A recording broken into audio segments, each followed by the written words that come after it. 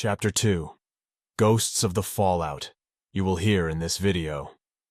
As the man struggles to survive in the desolate wasteland, he encounters mutated creatures, monstrous beings twisted by radiation that hunt anything still living.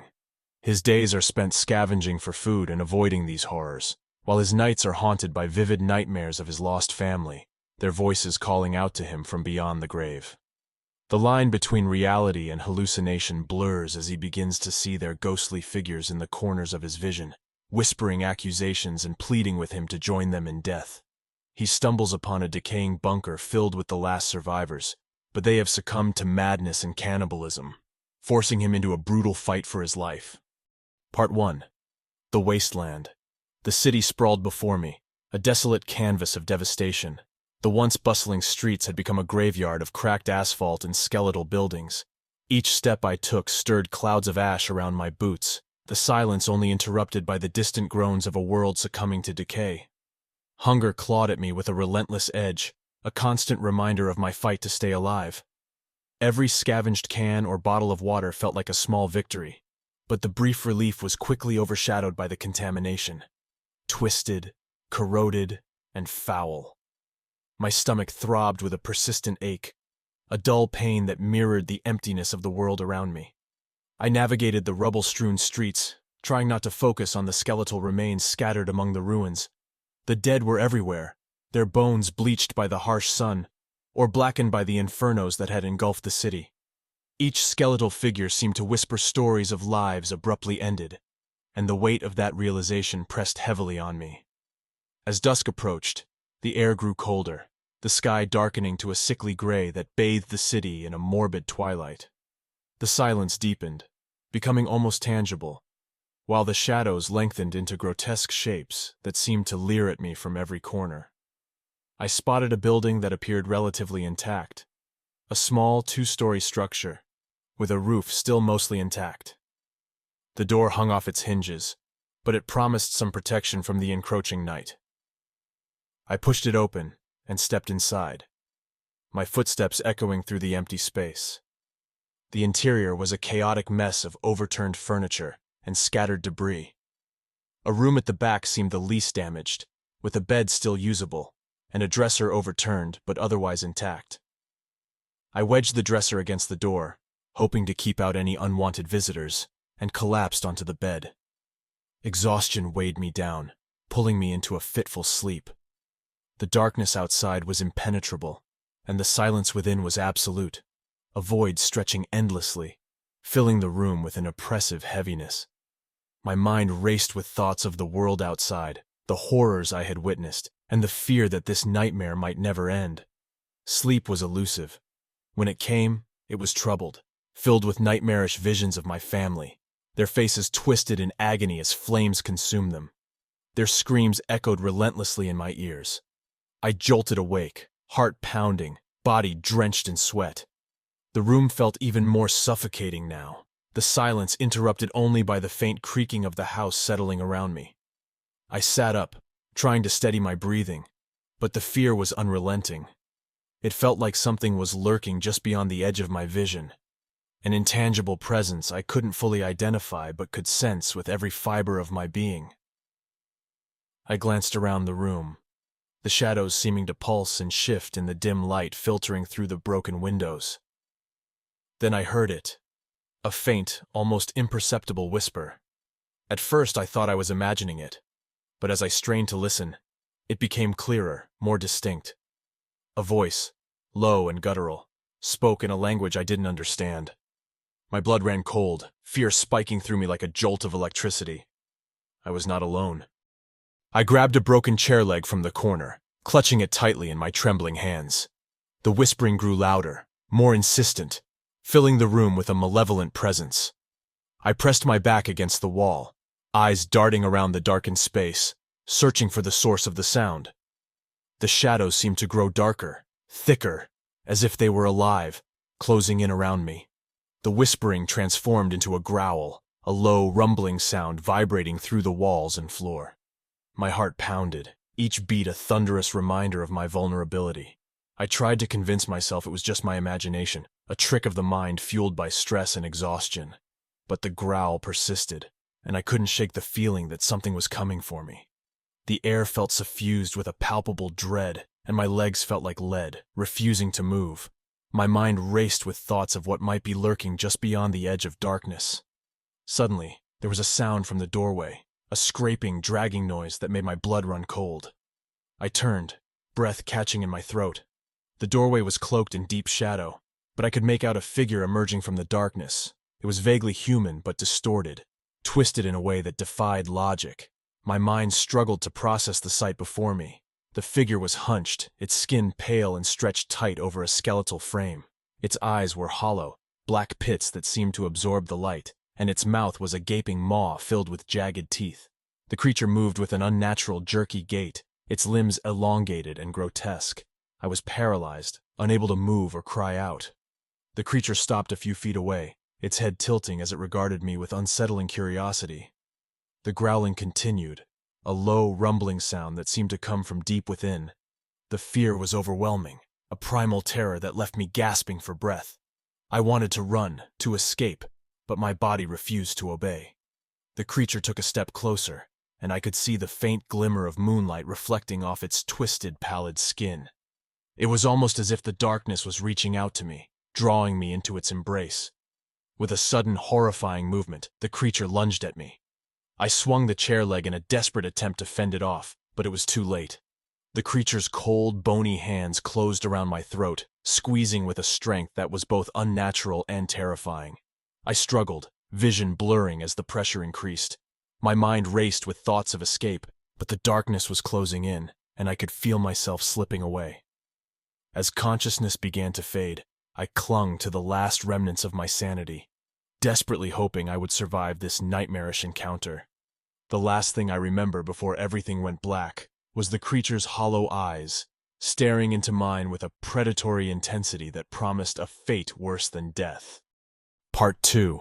The First Encounter. I woke up with a pounding headache and a throat so dry it felt scraped raw. The dark, cramped back room of the store clung to me like a heavy blanket, the remnants of my nightmare still hovering at the edge of my mind. I gingerly touched my neck, wincing at the tender bruises left by the creature's grip. Every attempt to recall the encounter only brought the horror back in vivid, unsettling flashes. The room was cold and damp, punctuated only by the occasional scurry of rats among the debris. I forced myself up from the grimy floor, every movement sending sharp pangs through my body, a cruel reminder of the night's terrors. The sense of dread was relentless, and the thought of encountering that thing again filled me with a creeping, cold fear. I knew I had to keep moving. Staying put was a luxury I couldn't afford. The store provided some safety, but the creature from my nightmares could return, or worse. It might be lurking outside. I gathered my sparse supplies, cans of food and bottles of water, into a makeshift pack fashioned from a torn cloth. Every noise outside seemed amplified, as if the city itself was conspiring against me. The morning light, filtered through the shattered windows, cast a ghostly glow across the room. The city outside was a sprawling wasteland of twisted metal and crumbling concrete. The sky was a dull gray, the sun barely visible behind thick, choking clouds of ash. Taking a deep breath, I pushed open the front door, its rusty hinges groaning in protest. Stepping outside, I crunched over the debris-strewn pavement. The air was thick with dust and the acrid stench of decay, a constant reminder of the city's devastation. I moved cautiously, every sense heightened, every shadow a potential threat. Navigating through the wreckage, the city's eerie silence was both unsettling and oppressive. The streets were deserted, occasional gusts of wind stirring up clouds of ash that danced like ghostly figures. I scanned the ruins for anything useful, shelter, food, or even just a safe place to rest. The city was a labyrinth of destruction. Burnt-out vehicles, their metal frames twisted and blackened, lined the streets. Buildings that once bustled with life now stood as skeletal husks, their walls cracked and charred. Every pile of rubble was a silent witness to the chaos and loss that had unfolded. As I turned a corner, I heard a faint noise, a low, guttural growl that sent a shiver down my spine. I froze, my heart racing as I strained to pinpoint the source. The growl grew louder and more distinct, emanating from a nearby alley. My instincts screamed at me to run, but curiosity, and perhaps a touch of misplaced bravery, compelled me to investigate. Approaching the alley cautiously, I peered around the corner and my blood turned to ice. There, scavenging through the refuse, was a creature unlike anything I had ever seen. Its body was a nightmarish blend of twisted flesh and bone, mottled in gray as if baked by apocalyptic fires.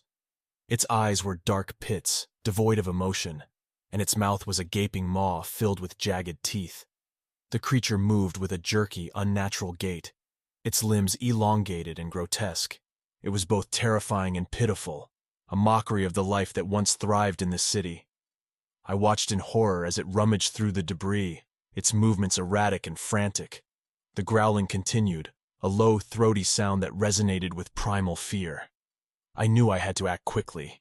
The creature's presence was a stark reminder of the dangers that lurked in this new world. I backed away slowly, my mind racing with a plan for escape.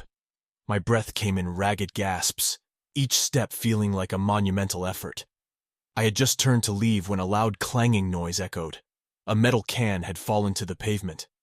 The creature's head snapped up, its dark eyes locking onto me with a predatory intensity. Panic surged through me, and I bolted, sprinting down the alley with the creature's growls echoing behind me. My heart pounded in my chest, each footfall a reminder of the terror pursuing me. I turned a corner and skidded to a halt, pressing my back against the cold, crumbling wall of a nearby building. I risked a glance back. The creature was nowhere to be seen, but the growling had ceased, replaced by an eerie silence. Adrenaline made it hard to think clearly, and my mind was a whirlwind of fear and confusion. I had escaped, but the encounter had left me shaken and disoriented. With trembling hands, I checked my supplies to ensure nothing had been lost. The creature's growling still echoed in my mind, a haunting reminder of this new, terrifying reality. I needed to find a safer place, somewhere I could regroup and plan my next move. The city's silence was oppressive and unsettling. Every shadow seemed menacing, and every sound was amplified by the stillness. I moved cautiously through the wreckage, my senses on high alert. The fear of another encounter with the creature drove me forward, my determination to survive overshadowing my exhaustion. I stumbled upon a small building with a relatively intact facade compared to the surrounding ruins. It looked like it might offer some shelter. I approached cautiously, my senses still on edge. The door was slightly ajar, so I pushed it open and stepped inside. The interior was dark and musty, the air heavy with damp and decay. I scanned the room, adjusting to the dim light. The space was cluttered with old furniture and debris, but it seemed relatively undisturbed. I decided to take a chance and make it my temporary refuge. I settled into a corner of the room, my back against the wall, and tried to calm my racing heart. The fear and adrenaline from the creature's encounter were still fresh, and every sound seemed magnified in the building's stillness. I forced myself to eat a small portion of the food I had scavenged, the taste metallic and unpleasant. As I rested, my thoughts kept drifting back to the creature. The encounter had been a brutal reminder of the dangers in this new world. I needed to be more cautious, to stay alert and aware. The creature's growling had been a stark warning that the world I once knew was gone, replaced by a nightmarish landscape where survival was a daily struggle. With a deep breath, I tried to push aside the fear and focus on the immediate task, finding a way to stay alive in this desolate, hostile environment. The city outside was perilous, and every moment here was fraught with danger. I had to keep moving, searching for a place where I could find some semblance of safety and hope. The fear of the unknown was almost as debilitating as the physical dangers lurking around every corner. But I knew I had to press on, to navigate this horrifying reality with determination and resolve. The creature and the night's events had only strengthened my will to survive, no matter what lay ahead. Part 3. Nightmares of the Past. The sun had barely begun to rise when I forced myself awake. Sleep, when it came, was anything but restful. The remnants of the nightmares clung to me like a second skin, each dream a grotesque replay of the nightmarish scenes from my recent experiences. My family's faces haunted my slumber, their expressions twisted in agony, their screams echoing in the darkness of my dreams. The nightmares were always the same. I saw my wife and children trapped in a fiery inferno, their forms contorted in unimaginable pain. Their cries for help pierced through the veil of sleep, jarring me awake with a start. I would sit up gasping for air, my heart pounding as if it were trying to escape my chest. The waking world seemed to shimmer with the afterimages of their suffering. In the dim light of the early morning, I could still hear their cries. It was as if they were coming from just beyond the crumbling walls of the building, their voices distorted by the passage of time and the horrors of the apocalypse.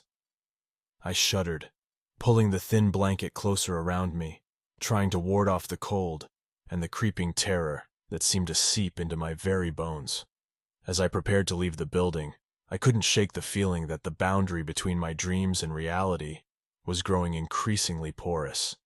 The nightmares seemed to bleed into the waking world, the pain and anguish of my dreams merging with the stark reality of the devastation around me. Every creak of the building, every gust of wind, seemed to carry echoes of those nightmarish cries. I stepped outside, the cold air hitting me like a slap. The city, still cloaked in the pall of ash and destruction, felt even more oppressive in the early light. The once familiar landmarks were now barely recognizable, twisted remnants of their former selves. The sky was a leaden gray, the sun a mere smudge on the horizon, struggling to break through the heavy clouds. I forced myself to move, determined to push through the remnants of my nightmares. I needed to find food, water, and perhaps a place to rest that offered more security than the makeshift shelter of the previous night.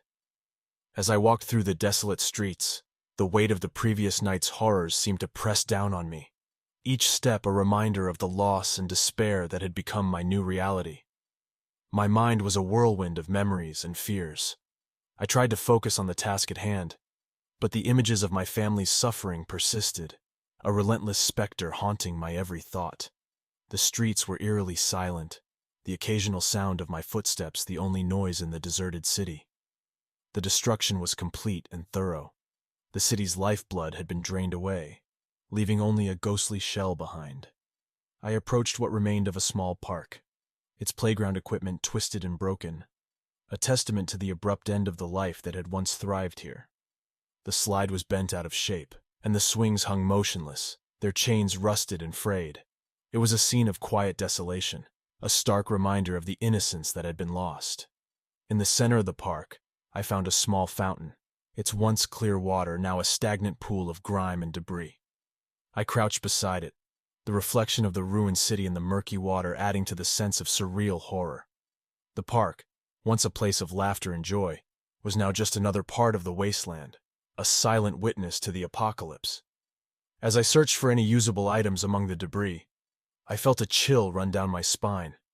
The feeling of being watched, of something lurking just beyond my vision, was growing stronger. I glanced over my shoulder, half expecting to see a shadowy figure lurking in the distance, but there was nothing there. The city remained as silent and empty as ever. I found a few cans of food in a nearby concession stand, their contents still intact. I pocketed them, feeling a brief flicker of relief. Even small victories felt monumental in this new world. As I turned to leave, I heard a faint sound, a whisper perhaps, or just the wind. I couldn't be sure, but the hairs on the back of my neck stood on end. The sense of paranoia was almost unbearable. Every sound, every movement in the periphery of my vision seemed to take on a sinister significance. The boundaries between the real and the unreal were blurring, and the nightmares from my sleep seemed to bleed into the waking world. I hurried through the park, eager to escape the unsettling atmosphere and find a safer place. As I continued my search, the city seemed to close in around me. The buildings loomed like silent giants, their broken windows staring blankly into the streets. The oppressive gray sky provided no comfort, its featureless expanse a mirror to the desolation below. The familiar sense of safety was long gone, replaced by an ever-present fear of what might be lurking just out of sight. I stumbled upon a small library, its entrance partially blocked by debris. The sight of the building, a relic of a world that had once valued knowledge and culture, was oddly comforting. I pushed through the rubble and entered, hoping that the library might offer some semblance of solace, or, at the very least, a place to rest. Inside, the library was eerily quiet, the silence broken only by the occasional rustle of paper or the distant drip of water from a leaky ceiling. The shelves were toppled, books scattered across the floor like forgotten dreams. I wandered through the aisles, running my fingers over the spines of the books, their once proud titles now faded and smudged. I found a small study room in the back, its door still intact. I closed it behind me and sank into one of the chairs, feeling a brief sense of refuge. The nightmares still haunted me, but in this small, enclosed space, I felt a modicum of safety. I opened one of the books, its pages yellowed and brittle, and tried to lose myself in its words, seeking a distraction from the relentless memories. As I read, I could hear the faintest sounds of the city outside, the distant rumble of collapsing buildings, the occasional moan of the wind. Each sound seemed to echo with the ghosts of the past, blending with the haunting images from my nightmares. I was trapped in a limbo between the world of the living and the world of the dead, struggling to hold on to my sanity in a reality that was slipping further into chaos. The library provided a brief respite, but I knew I couldn't stay here forever. The world outside was still fraught with danger, and the nightmares, while momentarily subdued, were always lurking just beneath the surface.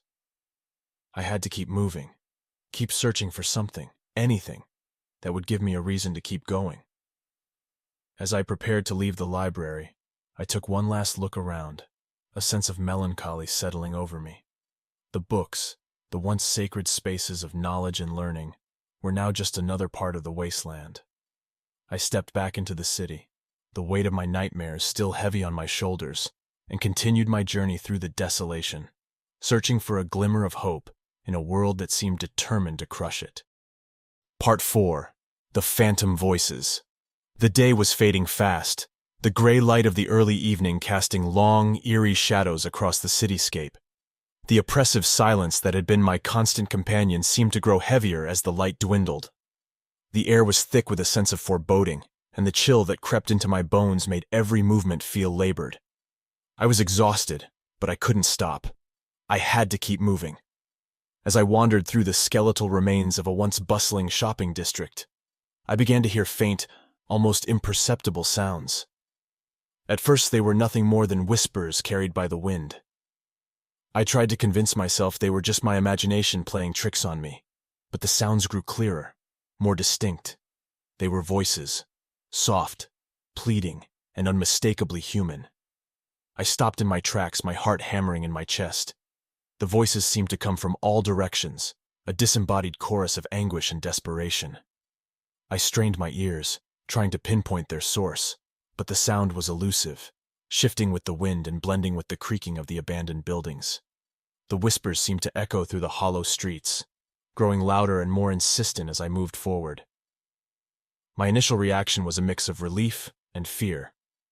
Relief because the voices were a reminder that I wasn't entirely alone in this wasteland, but fear because of the nature of their pleas. They were not just echoes of the past. They were haunting, relentless, and filled with a sorrow that felt almost tangible. I followed the voices, hoping they would lead me to something, someone, real. The city's desolation loomed around me like a heavy shroud, each building a silent witness to the devastation.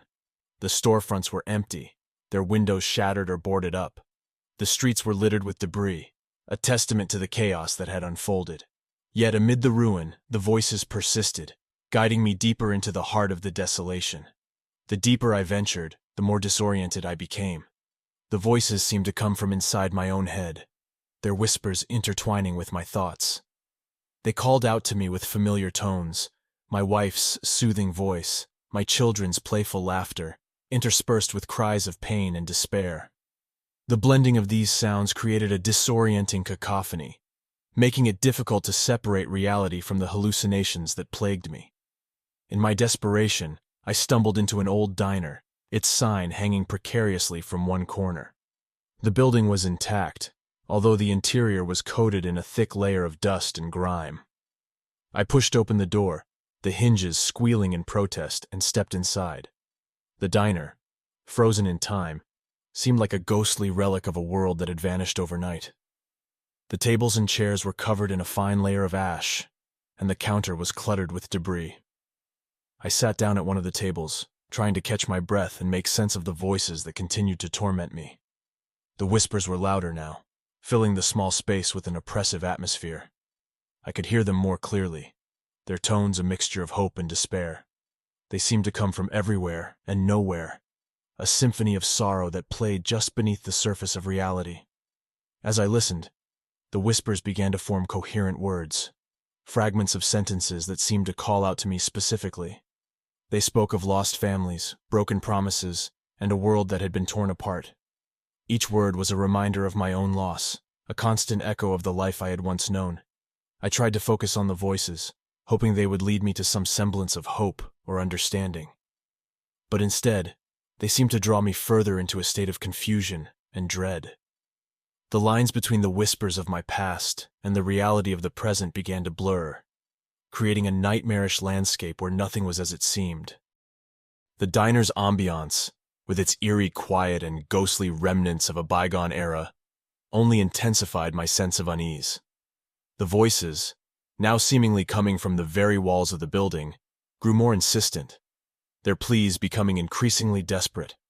I could almost feel the presence of those who had perished, their spirits lingering in the space as if waiting for something that would never come. I stood up abruptly, unable to bear the intensity of the whispers any longer.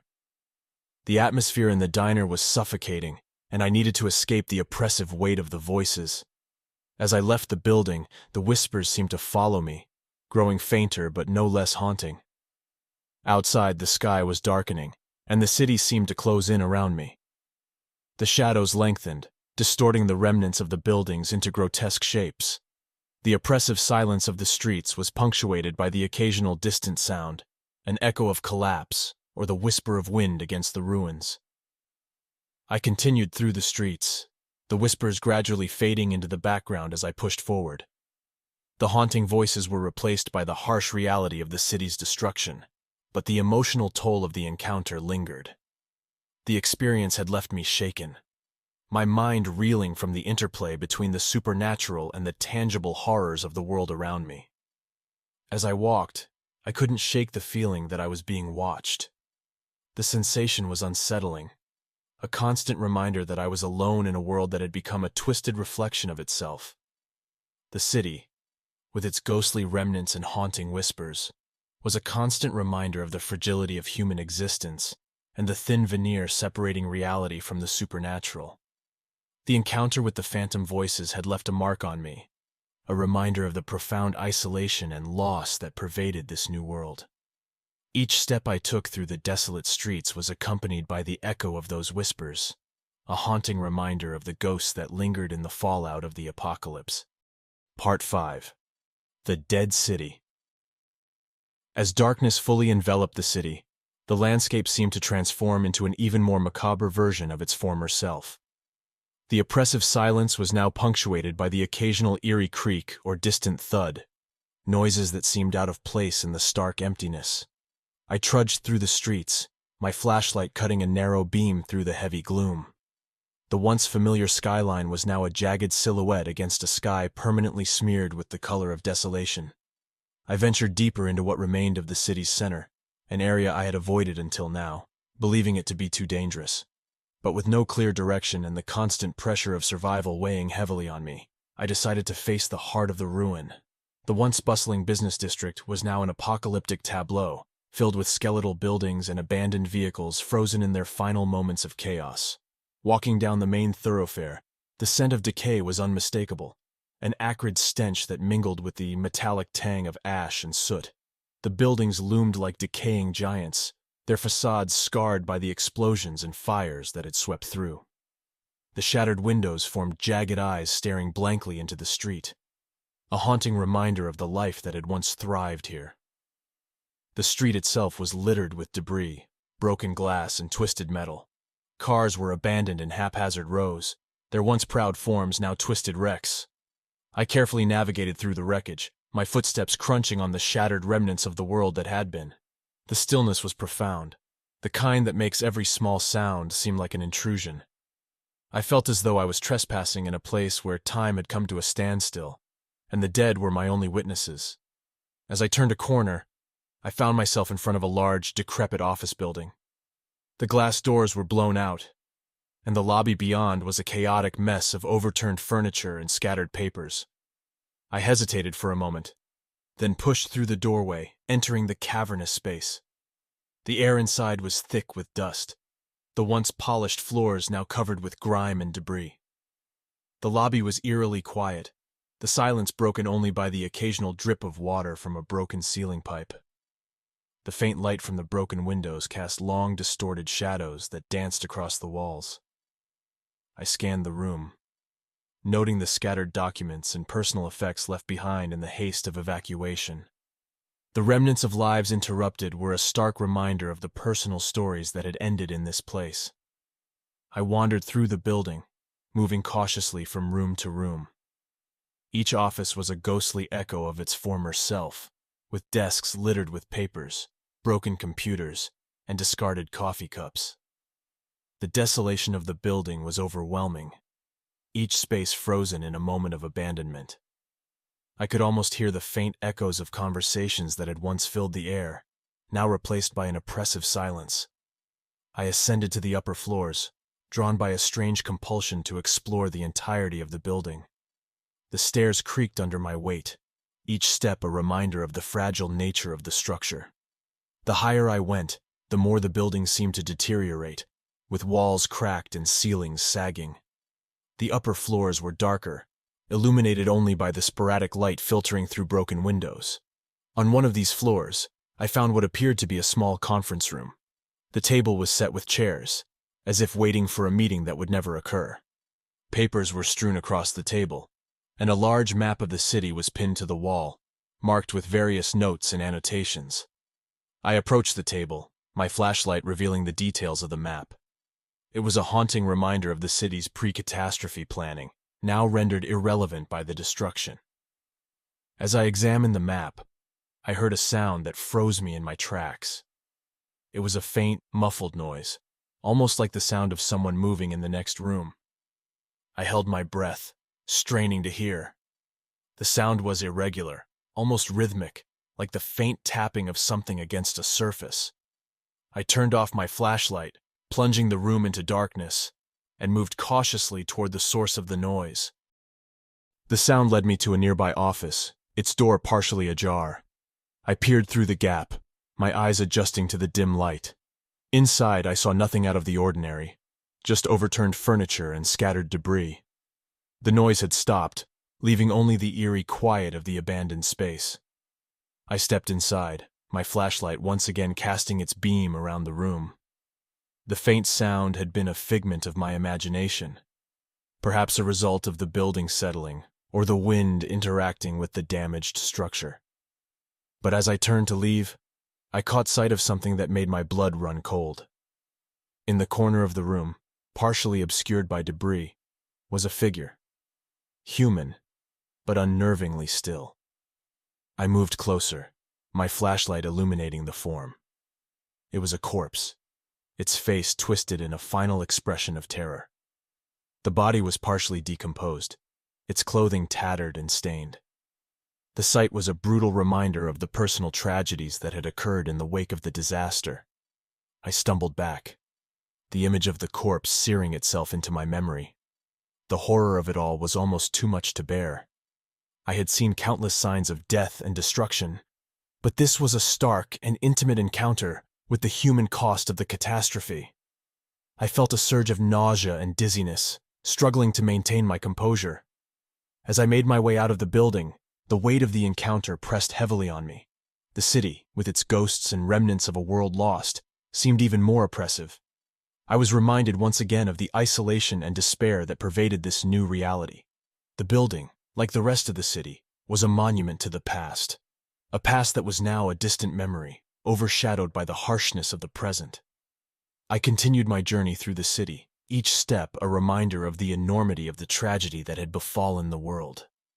The dead city was a constant reminder of the fragility of human existence and the haunting experiences within its ruins, only deepened the sense of isolation and despair that accompanied me on my journey through this apocalyptic wasteland. Part 6. The Hallucinations. The endless night stretched on, pressing in from all sides like a living entity. My mind, frayed by the unrelenting strain of survival, began to unravel. The silence of the dead city, combined with the isolation and harrowing encounters, had taken its toll. The city was no longer just a physical space.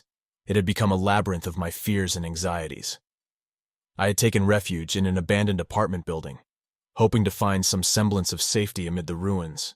The apartment itself was a disheveled mess of broken furniture, scattered personal belongings, and dust-covered surfaces. It was a stark contrast to the cold, sterile environment of the office buildings I had explored earlier. Here, the remnants of people's lives were more personal and immediate. Family photos on the walls, old toys, and well-worn books. I had hoped for a brief respite, a moment to rest and regain my composure, but the night brought with it a different kind of torment. As I lay on a decrepit mattress, trying to ignore the discomfort and oppressive atmosphere, sleep came reluctantly. When it did, it brought with it the relentless assault of hallucinations. In my dreams, I saw my family clearly, my wife and children, their faces as vivid as they had been before the disaster. At first, the dreams seemed comforting, a brief reunion with the people I had lost. But it quickly became apparent that these were not the happy moments of our past. Instead, the dreams morphed into something far more sinister. My wife and children appeared in various states of agony. Their faces were twisted in pain, their bodies scorched and disfigured. I saw them reaching out to me, their hands extending from the flames and debris that surrounded them. Their screams echoed in my ears, a cacophony of suffering that felt more real than any waking moment. The vividness of their pain was unbearable, each cry a dagger to my already shattered heart. I woke with a jolt, my breath coming in ragged gasps. The remnants of the dream clung to me like a shroud, the sound of my family's suffering still ringing in my ears. The apartment was dark and silent, the only light coming from the faint, ghostly glow of the moon through broken windows. The quiet was heavy, filled with the weight of the nightmares that lingered. As I tried to shake off the lingering terror, I saw movement out of the corner of my eye. The shadows in the apartment seemed to take on shapes of their own, twisting and shifting in unnatural ways. I turned my flashlight on, but the beam revealed nothing more than the familiar wreckage of the apartment. Yet the feeling of being watched persisted, a chilling reminder that my mind was betraying me. The hallucinations grew worse as the night wore on. I saw my wife standing in the doorway, her eyes hollow and pleading. She would reach out to me, but as I approached, she would dissolve into a cloud of ash. My children appeared next, their voices a haunting blend of laughter and cries, their figures flickering like faulty lights. I reached for them, desperate to hold on to the remnants of my past, but they always vanished just as my fingers brushed against them. The line between dream and reality became increasingly blurred. I would wake up only to find myself immersed in a new vision, the boundaries of my hallucinations stretching into the waking world. I would see my family in the ruins, their ghostly forms drifting through the broken buildings, their voices mingling with the howling wind. The apartment, once a sanctuary, had become a theater of my deepest fears. The hallucinations were not limited to the figures of my family. I began to see other shapes and forms, distorted, nightmarish entities that seemed to emerge from the darkness itself. These creatures had no discernible features, only vague, shifting outlines that moved with a fluid, otherworldly grace. They seemed to leer at me with an unsettling intelligence, their presence a constant reminder of the fragility of my sanity. I spent what felt like hours wandering the apartment, unable to escape the relentless barrage of visions. Every shadow seemed to hold a new horror, every creak of the building a portent of some new terror. My flashlight's beam seemed inadequate, unable to pierce the oppressive darkness that enveloped me. The constant barrage of hallucinations and the overwhelming sense of dread left me on the brink of madness. I felt as though I was trapped in a never-ending nightmare, the line between reality and illusion disintegrating with each passing moment. The apartment, which I had hoped would be a refuge, had become a prison of my own mind's making. I knew I needed to leave, to escape the oppressive atmosphere that had taken hold of me. As dawn's light began to creep through the broken windows, I gathered my things and prepared to leave the apartment behind. The ghosts of my past would remain, a haunting reminder of the life I had lost. The city outside was no less terrifying, but at least there, I might find a semblance of reality amidst the ruins. With a heavy heart and a mind teetering on the edge of collapse, I stepped out into the cold morning air. The city awaited me, a grim testament to the world's end. But I hoped that by confronting the real horrors of this new reality, I might find a way to escape the haunting nightmares that had come to dominate my existence. Part 7. The Bunker of Madness. My time in the abandoned apartment had been plagued by relentless hallucinations, but the morning brought a reluctant clarity. I had to leave, to escape the oppressive confines of the building that had turned into a prison of the mind. With trembling hands, I gathered what few supplies I had left and ventured back into the ruins of the city. The daylight offered little comfort, merely exposing the full extent of the devastation that surrounded me. As I wandered through the debris-strewn streets, I stumbled upon a structure partially hidden beneath the rubble, a steel door jutting out from a pile of concrete and twisted metal. The sight intrigued me. A bunker, perhaps? The thought of finding a relatively intact shelter amid the chaos was a glimmer of hope in an otherwise bleak landscape. I approached cautiously, my heart pounding with a mix of anxiety and anticipation. The door was heavy and rusted, but after some effort, I managed to pry it open. A narrow stairwell descended into darkness. I hesitated at the top of the stairs, the air thick with must and decay. With a deep breath, I descended into the abyss, the beam of my flashlight revealing a dimly lit corridor lined with storage lockers and scattered supplies. The bunker appeared to be a well-stocked fallout shelter, designed to withstand the worst of nuclear fallout. Cans of food, bottles of water, and medical supplies were strewn about in a chaotic mess. I cautiously explored the area, hoping to find something useful or perhaps a clue as to who had been here before me. The deeper I ventured into the bunker, the more unsettling the atmosphere became. The walls were lined with eerie scribblings and desperate messages scrawled in a mix of languages and handwriting styles. They spoke of fear, paranoia, and a descent into madness. It was as if the bunker itself had become a repository for the psychological decay of its previous occupants. I found a room at the far end of the bunker, its door slightly ajar. Inside, I discovered a chilling sight. A makeshift living area cluttered with remnants of a once active life. The walls were covered in graffiti and disturbing drawings, depicting scenes of violence and despair. The floor was strewn with blood-stained rags and empty cans, the remnants of a last stand against an unseen enemy. A sudden noise behind me made me spin around. My flashlight flickered, casting erratic shadows on the walls. I tensed, the hairs on the back of my neck standing on end. The noise had been faint, like the rustling of fabric or the shuffling of footsteps. I took a few cautious steps toward the sound, my flashlight illuminating a darkened corner of the room. There, partially hidden by a pile of debris, was a figure, alive and moving. My heart raced as I approached, but the sight that greeted me was one of horror. The figure was a man, but his appearance was grotesque, a twisted parody of humanity. His clothes were tattered and stained, his face gaunt and hollow-eyed. He looked up at me with a vacant stare, and I could see the madness in his eyes. "Who are you?" I asked, my voice trembling. The man didn't respond, merely staring at me with an unsettling intensity. As I took a step closer, he began to mumble incoherently, his words a jumbled mix of paranoia and fear. He spoke of voices in the walls, of watching eyes, and of an impending doom that was closing in on us all. Before I could react, the man lunged at me, his movements erratic and violent. I barely managed to fend him off, scrambling backward as he continued to flail and shout. In the chaos, I grabbed a nearby pipe and used it to keep him at bay. The struggle was brief but intense, and as the man fell to the floor, I was left with the grim realization that the bunker's previous occupants had not fared well. With the immediate danger behind me, I searched the room for anything that might offer more information or supplies. I found a journal among the debris, its pages filled with disturbing accounts of the man's descent into madness. He had been isolated in the bunker for what seemed like months, his mind unraveling as the pressures of confinement and the constant threat of radiation took their toll. The journal detailed violent outbursts, a growing paranoia, and an increasing desperation for human contact.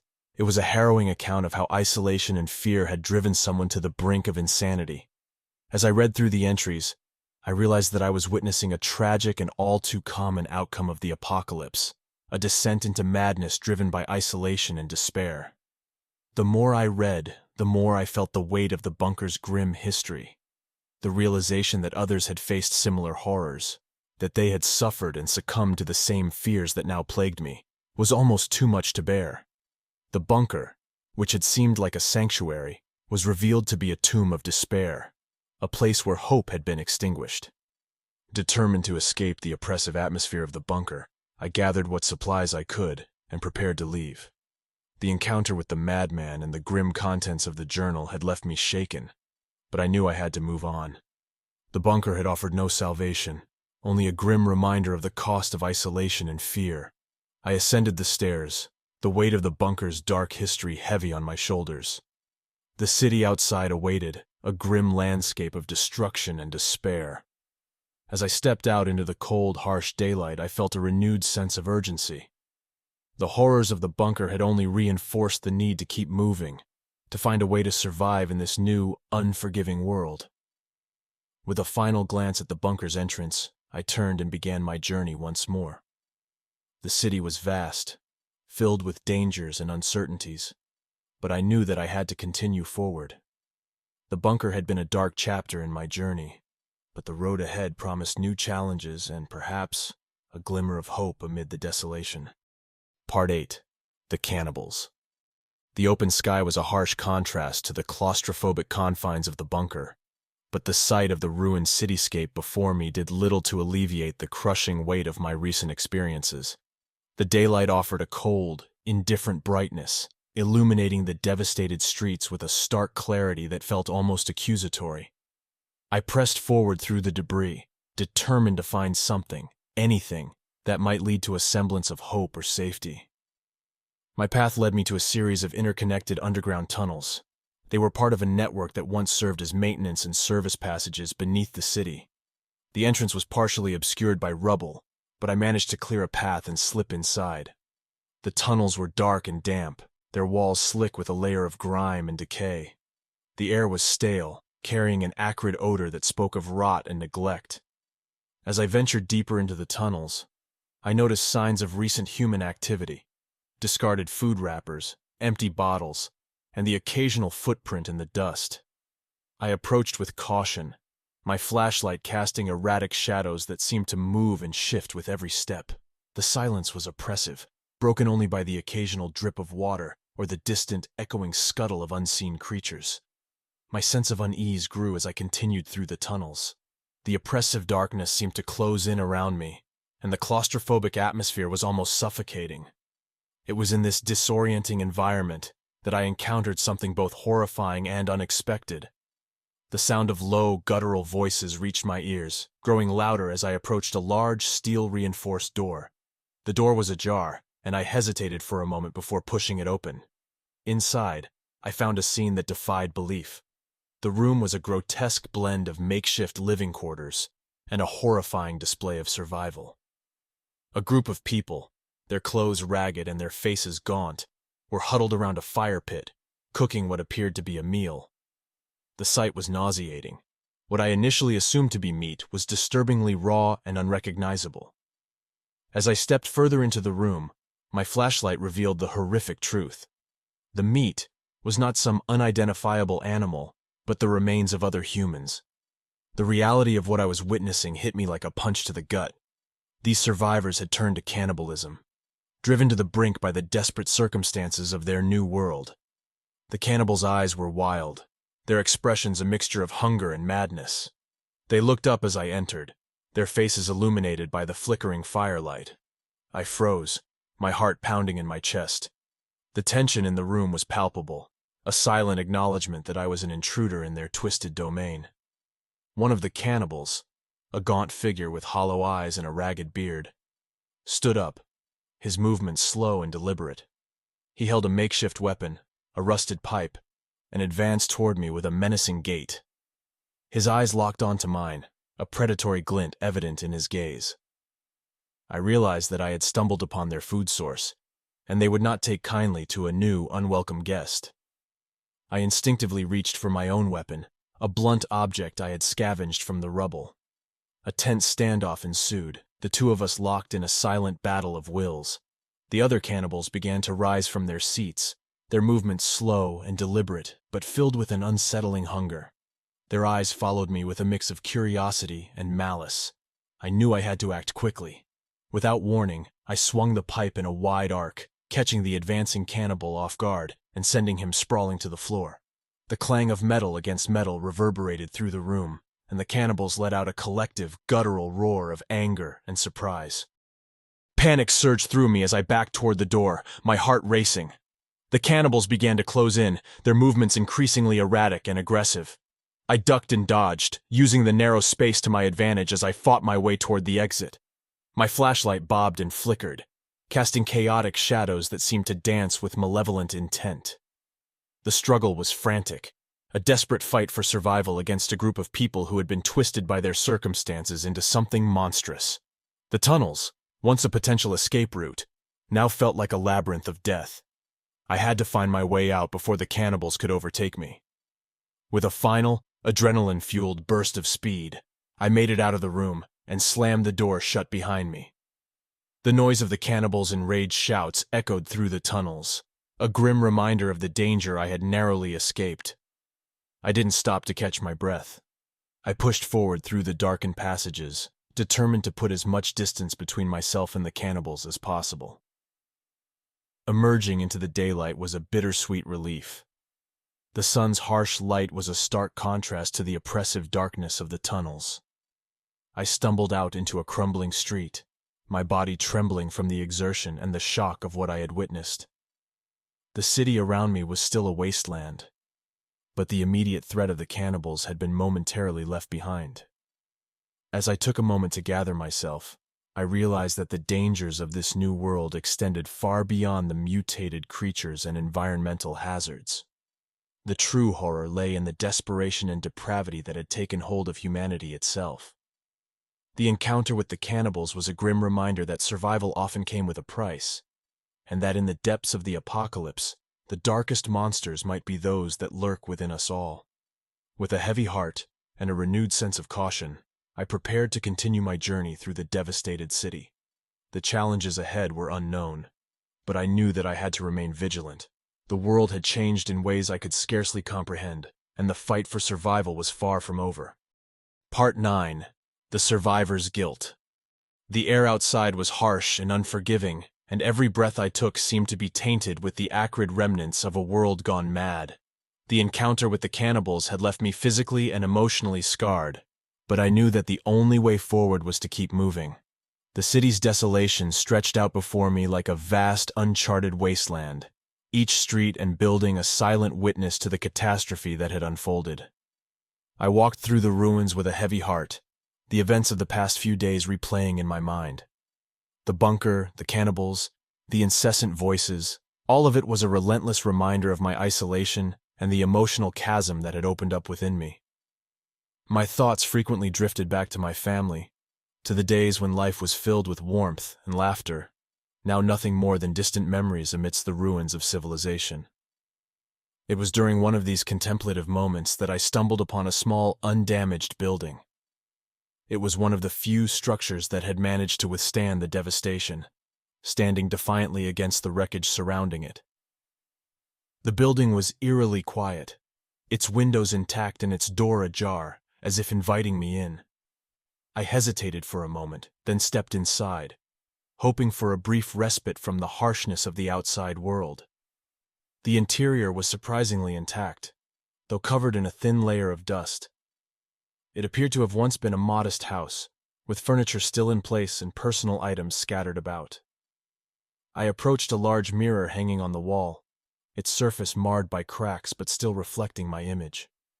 The sight that greeted me was one of utter exhaustion, a gaunt face with hollow eyes, a stark contrast to the vibrant man I used to be. As I stared at my reflection, the weight of survivor's guilt hit me with full force. The faces of my wife and children, their voices, their laughter, everything seemed to haunt me, each memory a reminder of what I had lost. My mind was a battlefield of regret and sorrow, each step I took feeling like a betrayal of their memory. I could almost hear their voices, whispering accusations of failure and abandonment. In my desperation to find some form of solace, I rummaged through the belongings in the house. Photographs, letters, and personal mementos were scattered across the floor, remnants of lives that had once been lived in peace. I picked up a photograph of a young family, a smiling couple with 2 children, their happiness frozen in time. It was a cruel reminder of the life I had lost, and the sight of it brought a fresh wave of tears. As I continued to search the house, I found a journal belonging to the house's previous occupant. The entries were written in a hurried scrawl, reflecting a growing sense of panic and despair. The writer detailed their own struggle to survive, their fears about the outside world, and their growing isolation. The final entries were filled with a haunting sense of resignation, as if the writer had come to accept their fate. The journal's final pages were left blank, a chilling testament to the writer's ultimate fate. Reading through the journal, I couldn't help but see parallels between their experiences and my own. The isolation, the fear, and the despair were all too familiar. The writer's final, anguished words seemed to echo my own feelings of hopelessness and guilt. I realized that the struggle to survive was not just about finding food and shelter, but also about grappling with the emotional and psychological toll of a world turned upside down. The house, once a sanctuary from the chaos outside, now felt like a tomb, a place where the past was preserved in its stark, unrelenting reality. The echoes of the lives that had once been lived here seemed to resonate with my own sense of loss and grief. I was overwhelmed by a profound sense of loneliness, the weight of my guilt pressing down on me with an almost physical force. As I sat in the midst of the house's remains, I found myself grappling with a profound sense of worthlessness. I had survived, but at what cost? The faces of my family haunted me, their eyes accusing me of failing them. The survivor's guilt was more than just an emotional burden. It was a constant gnawing presence that threatened to consume me. In an attempt to clear my mind, I forced myself to leave the house and continue my journey. I needed to move forward, to push past the paralyzing grief that threatened to overwhelm me. The city outside was a desolate, harsh landscape, but it was also a world of potential survival and hope, if only I could find a way to navigate its dangers. As I walked through the empty streets, the ghostly presence of my family lingered in my mind, a constant reminder of the stakes of my survival. The guilt I felt was a heavy, unshakable weight, but I knew that dwelling on it would only hinder my ability to survive. The journey ahead was fraught with challenges, but I had to continue, if only to honor the memory of those I had lost. The city, once a symbol of civilization and progress, was now a harsh and unforgiving landscape. But even amid the desolation, I hoped to find something, some fragment of hope or a glimmer of humanity, that might help me make sense of this new world. The road ahead was uncertain, and the emotional burden of survivor's guilt would continue to weigh on me. But I had to find a way to carry on, if only to survive and perhaps find some semblance of peace in this shattered world. Part 10. The Edge of Sanity. The relentless passage of time in this shattered world had begun to erode my sense of reality.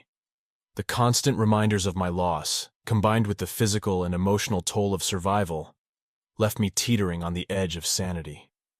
The city's devastation was both a backdrop and a reflection of my internal struggle, each destroyed building and empty street mirroring the emptiness I felt within. Days had blurred together in a haze of fear and exhaustion. I wandered through the ruins, driven more by a sense of necessity than purpose. My encounters with the remnants of humanity, both the twisted remnants of cannibals and the haunting echoes of those who had succumbed to madness, had taken their toll. The world outside was a grim testament to the collapse of civilization, but it was the psychological collapse that was the most insidious. One evening, as the sun dipped below the horizon and darkness began to envelop the city, I found myself standing on the edge of a crumbling bridge. The sight was both breathtaking and horrifying, an expanse of destruction stretching out beneath me, with shattered buildings and twisted metal forming a chaotic landscape. The bridge itself was a skeletal remnant, its structure barely holding together as it spanned the void. I felt a profound sense of despair as I looked out over the ravaged city. The isolation and loss had driven me to a breaking point, and the edge of the bridge seemed to beckon me with a promise of escape from the relentless torment of my thoughts. The idea of ending it all, of stepping into the abyss and leaving behind the world's horrors, was a tempting escape from the ceaseless pain. But just as I was about to take that final, irrevocable step, a faint voice pierced the darkness. It was a voice that seemed impossibly clear amidst the overwhelming silence, and it called out to me with a tenderness that cut through my despair. I turned, desperately searching for the source of the voice, my flashlight casting erratic beams that danced across the desolate landscape. The voice belonged to my daughter. Her voice, though distant and faint, was unmistakable. It called out to me, its tone filled with both hope and sorrow. The sound was so vivid, so real, that it felt as though she was standing right beside me. Her words were a desperate plea, urging me to hold on, to keep fighting despite the overwhelming darkness. The realization that her voice could be a mere hallucination was almost too painful to bear. Yet, in that moment, I felt a renewed sense of purpose. The connection to my daughter, whether real or imagined, pulled me back from the precipice of despair. It was a reminder of what I had lost and what I still had to fight for. With a heavy heart and a renewed resolve, I stepped back from the edge of the bridge. The dark void beneath me seemed less inviting now, replaced by the flickering hope that my daughter's voice had rekindled within me. I knew that the journey ahead would be fraught with challenges, but the desire to honor their memory and to find some meaning in the midst of chaos drove me forward. The city was still a vast, unforgiving wasteland, but it was now filled with a sense of purpose. The emotional and psychological trials I faced were far from over, but the faint, haunting echo of my family's voices had given me a reason to continue. The road ahead was uncertain, filled with dangers both external and internal, but I was determined to face whatever awaited me. As I left the bridge behind and ventured deeper into the city, the darkness seemed less oppressive, the isolation less overwhelming. I knew that the journey through this shattered world would be arduous, but the hope of finding something, anything, that might restore a sense of meaning and connection was a powerful motivator. The edge of sanity had been a place of profound despair, but it was also a threshold to a renewed sense of purpose. The city was a landscape of ruin and despair, but it was also a place where survival and hope were still possible. With each step, I carried the weight of my past, but also the hope of a future, however uncertain it might be. The city around me seemed both alien and intimately familiar, a reflection of the internal chaos that raged within me. The structures that once stood as symbols of human achievement now served as mere relics of a bygone era, their decaying forms a poignant reminder of the world that had been. As I navigated through the devastated streets, the haunting echoes of my family's voices seemed to follow me, weaving through the ruins and whispering from the shadows. The auditory hallucinations were both a comfort and a torment, blurring the line between reality and illusion. I clung to the hope that these voices were not merely figments of my fractured mind, but fragments of a deeper truth, signals from a world that I still had a connection to. The nights were the worst, when the darkness was absolute and the silence felt suffocating. I would find shelter in the hollowed remnants of buildings, trying to ignore the persistent, creeping sense of dread. Sleep was elusive, interrupted by vivid dreams that played out like nightmarish scenes from a twisted play. My dreams were filled with distorted memories and grotesque visions, where my family's faces were both familiar and alien, their expressions twisted into grotesque masks of pain and accusation. One night, the dream was particularly vivid. I found myself in a surreal version of my old home, the walls and furniture twisted into nightmarish shapes. My wife and children were there, their eyes hollow and their bodies emaciated. They reached out to me with pleading hands, their voices a cacophony of sorrow and despair. The scene shifted rapidly, morphing into a chaotic tableau of destruction and decay, with the walls crumbling and the ceiling collapsing around me. I woke with a start, my heart pounding in my chest, the dream's intensity leaving me gasping for breath. The line between the dream and reality had become alarmingly thin. The remnants of the dream seemed to cling to me, blurring my perception of the waking world. The shadows in the room seemed to move with a malevolent purpose, and every sound became a potential threat. Determined to pull myself from the abyss of despair, I forced myself to leave the relative safety of my temporary refuge. The night air was cold and biting, the cityscape bathed in the ghostly light of the moon. I wandered through the streets, trying to clear my mind and reorient myself amidst the disorienting darkness. As I walked, I noticed something strange, an old partially destroyed theater that seemed oddly intact compared to the rest of the city. The marquee, though battered and faded, still bore the name of the theater. It was an eerie sight, a relic of a past that now felt like a distant dream. Driven by a mixture of curiosity and desperation, I approached the theater's entrance, its doors hanging loosely on their hinges. Inside, the theater was a hauntingly beautiful ruin. The stage was littered with debris, and the velvet seats were tattered and covered in dust. The ornate ceiling, though partially collapsed, still displayed remnants of its former grandeur. The space felt strangely serene, a stark contrast to the chaos outside. I wandered through the theater, my footsteps echoing in the vast emptiness. As I reached the stage, I noticed a faded, handwritten sign that read, "Welcome back." The words seemed out of place in the context of the desolation surrounding me, as if they were an ironic twist of fate. Suddenly, the silence was broken by a faint sound, a soft, melodious tune that seemed to emanate from the depths of the theater. The music was hauntingly familiar, and it drew me toward the source with an almost magnetic pull. The melody wove through the air, its notes both soothing and unsettling. I followed the sound to the orchestra pit, where an old dusty piano sat beneath a layer of grime. The music continued, but the piano was silent, its keys untouched. It was as if the sound was coming from somewhere beyond the physical realm, a spectral echo from a time long past. My sense of reality wavered as the music enveloped me, the notes resonating with my own sense of loss and longing. The theater, once a place of entertainment and joy, had become a stage for my internal struggle, a reflection of my own fractured psyche. The eerie melody seemed to blend with the haunting voices of my family, creating a disorienting symphony of sorrow and despair. As the music reached its crescendo, the temperature in the theater seemed to drop, and I felt a chilling presence close by. The feeling of being watched was overwhelming, and I turned to find myself face to face with a ghostly apparition, a figure draped in tattered clothing, its face obscured by shadow. The apparition reached out toward me with an ethereal hand, its eyes hollow and mournful. The sight was both terrifying and poignant, a spectral representation of my own grief and guilt.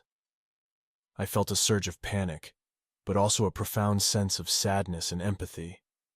The ghostly figure seemed to be a manifestation of my own anguish, a reflection of the emotional turmoil that had consumed me. I stood frozen, unable to look away from the apparition. It seemed to be trying to convey something, its silent presence a poignant reminder of the connections and memories that still bound me to my past. The ghostly figure's presence was a haunting testament to the idea that even in the midst of the apocalypse, the echoes of the past continued to reverberate through the present. As the apparition slowly faded, the music also began to wane, leaving me alone in the cold silence of the theater. The experience had been both unsettling and illuminating, a reminder of the internal battles I faced as I navigated this broken world. I left the theater with a renewed sense of purpose, understanding that the journey through the ruins was not just about survival, but also about confronting and reconciling with the ghosts of my past. The city outside remained a vast, desolate wasteland, but I carried with me a newfound determination to face the challenges ahead. The edge of sanity had been a place of profound darkness, but it had also provided a glimpse into the deeper truths of my own psyche. With each step I took, I carried the weight of my past, but also a glimmer of hope for the future, however uncertain it might be.